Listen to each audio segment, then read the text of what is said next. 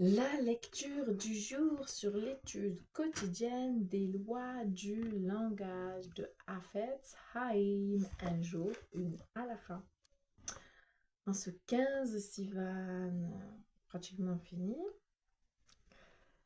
Une meilleure affaire. On a le droit d'apprendre à des amis et des voisins l'existence d'un commerce où ils peuvent obtenir des articles d'une meilleure qualité au meilleur marché que celui où ils se fournissent d'ordinaire. Ici aussi, certaines conditions sont requises. L'information doit être de première main.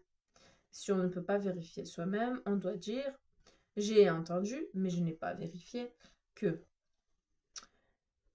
Il faut être certain que les articles sont réellement de meilleure qualité. Les grandes marques ne sont pas forcément meilleures. Si la différence de prix est significative, est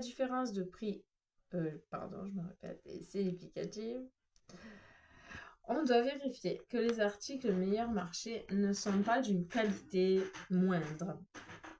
Il ne doit pas y avoir le moindre soupçon que le magasin plus avantageux propose des marchandises volées, car la halakha en interdit l'achat. En transmettant l'information, il importe de ne pas laisser entendre que le fournisseur habituel est trop cher ou qu'il vend des produits de qualité inférieure. On ne doit donner que les informations pertinentes, sans y ajouter de critiques ou de commentaires personnels. En outre, étant donné qu'on considère souvent les prix élevés comme une chose péjorative, on ne peut transmettre cette information considérée autrement comme du lachon hara que dans un but constructif. On ne peut parler de ce magasin qu'à des gens qui ont l'intention de faire des achats. En parler simplement pour le plaisir de bavarder pourrait être du lachon hara. Suite, page 404. Je vais mettre la pause. Alors, la suite. Enfin, il faut se demander ce qui pousse à rapporter cette information. Ne vaudrait-il pas mieux ne pas s'en mêler du tout et s'abstenir de toute démarche qui risque d'avoir des conséquences sur le gagne-pain du commerçant? La suite, on reprend. Alors, tant que la paix règne parmi les légions de Dieu sur terre, elle règne aussi parmi les légions célestes. La paix dans les deux mondes. Le Sefer Ma'alot à Midot dit: quelle calamité que la discorde! Elle peut mettre la vie même en danger. Ce fut la querelle entre les bergers d'Avraham et de Lot qui entraîna leur rupture et l'installation de Lot à Sodome, où il faillit périr avec ses habitants.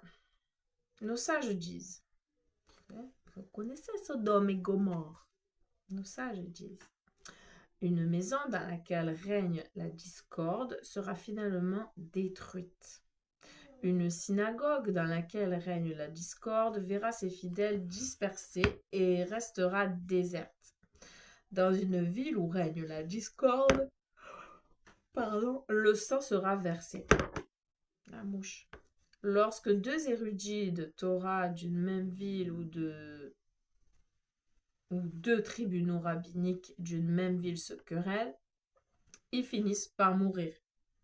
La dissension entre les tribunaux rabbiniques amène la destruction sur le monde.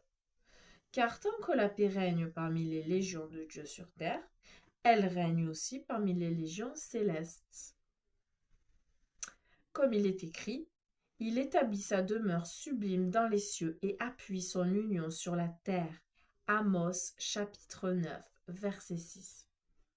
Quand sa demeure sublime est-elle établie? Lorsque son union est appuyée sur la terre, c'est-à-dire lorsque le peuple juif est harmonieusement uni. Deret Eretz Zuta, chapitre 9. Un livre que je ne connais pas. Il y a toujours les sources avec les livres juifs, il y a toujours les sources. Et nous-mêmes, on doit apprendre à toujours partager la source de qui ça vient, surtout quand on copie-colle. Shalom, shalom! À demain!